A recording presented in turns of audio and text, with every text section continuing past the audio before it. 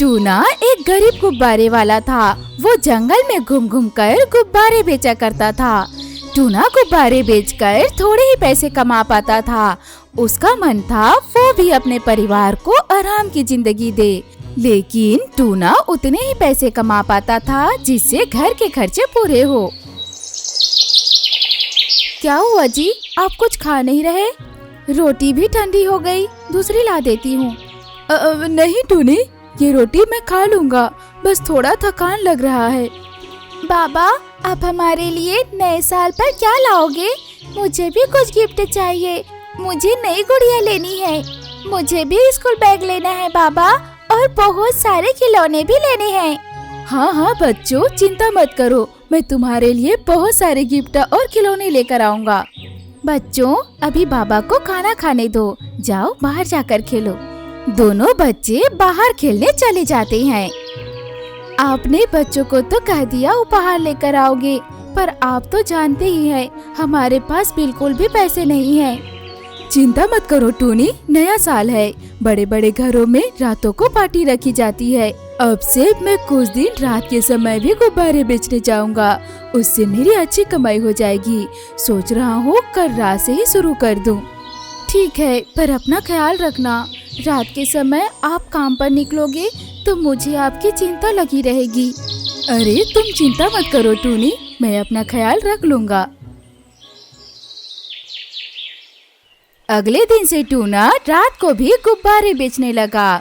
Tuna रात को जंगल में जगह जगह जहाँ पार्टी का आयोजन होता, वहाँ पर गुब्बारे बेचने के लिए चला जाता। एक रात टूना बड़े घर के बाहर गुब्बारे बेचने के लिए खड़ा हो गया। उस घर का मालिक कालू सेठ बहुत घमंडी था। अरे कलवा, इस गुब्बारे वाले को यहाँ से हटा, मेहमान आ जा रहे हैं, हटा इसे यहाँ से। कलवा टूना को हटाने आ जाता है। अरे ओ भाई, जाओ जाओ यहाँ से, सेठ ने कहा है तुम यहाँ खड़े नहीं हो सकते, मेहमानों का आने का समय हो रहा है। भाई, मैं यहाँ दीवार के पास जाकर खड़े हो जाता हूँ। मैं सोच रहा था मेरे थोड़े गुब्बारे बिक जाएंगे तो थोड़ी कमाई हो जाएगी। हाँ हाँ, जाओ जाओ, वहाँ सामने जाकर खड़े हो जाओ, पर इस घर के नजदीक मत रहना, नहीं तो सेठ मुझ पर गुस्सा होंगे। टूना घर के थोड़ी दूर जाकर खड़े हो जाता है। ये बात कालू सेठ को रास नहीं आई और वो गुस्से में टूना के पास आया। तुझे घर के सामने से हटाया तो इधर आके खड़ा हो गया। तुझे पता है ना, आज मेरे घर में नए साल की पार्टी है, मेहमान यहीं से गुजरते हैं, और तू है कि गुब्बारे बेचकर भीड़ इकट्ठा कर रहा है। जाता है कि बताऊं तुझे अभी, यहाँ मेरे घर के सामने नजर भी मत आना। अब सेठ जी, मैं बहुत गरीब हूँ, मेरे पास गुब्बारे बेचने के लिए इससे अच्छा कोई समय नहीं है। गुब्बारे बेच लूंगा तो कुछ दिन घर के खर्चे निकल जाएंगे, इसी उम्मीद में यहाँ खड़े होकर गुब्बारे बेच रहा हूँ। मुझे कुछ नहीं सुनना, अभी के अभी यहाँ से चले जा और यहाँ पर दिखाई भी मत देना।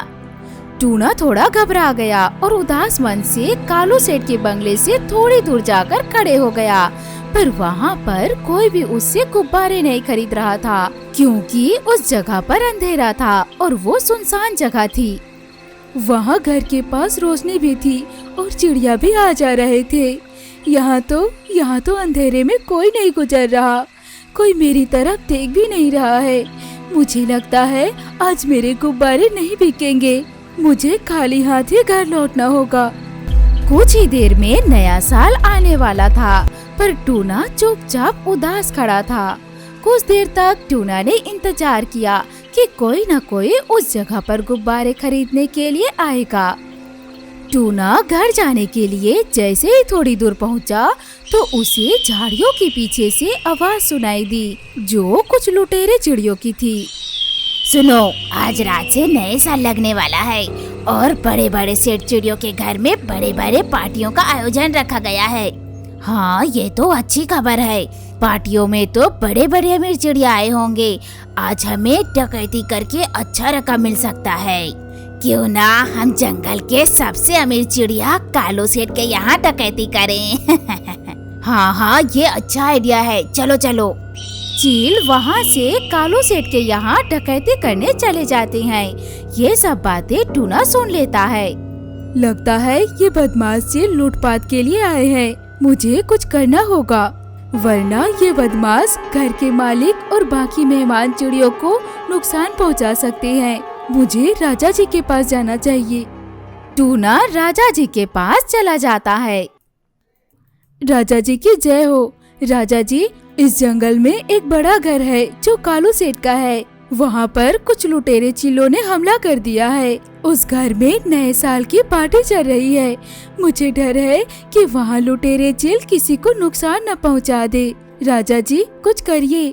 क्या ऐसी बात है? घबराओ नहीं, हम अभी अपने सिपाहियों को वहाँ भेजते हैं। टूना सिपाहियों को लेकर कालू सेठ के घर पर पहुँचता है। सुनो सिपाहियों, घर के चारों ओर को घेर लो, कोई भी लुटेरे यहाँ से भागने ना पाए।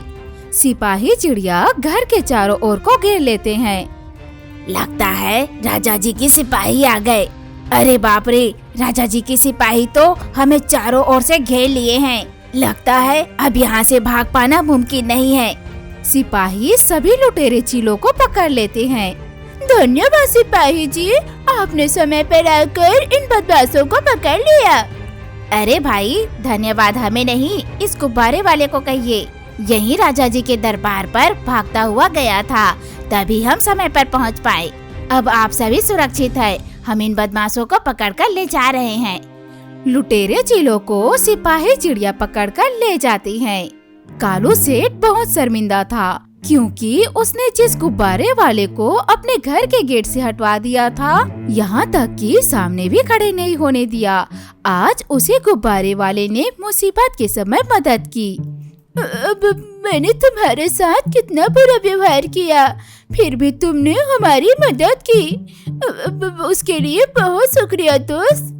सेठ जी, इसमें शुक्रिया की कोई बात नहीं। मुसीबत के समय साथ देना तो सभी का फर्ज होता है।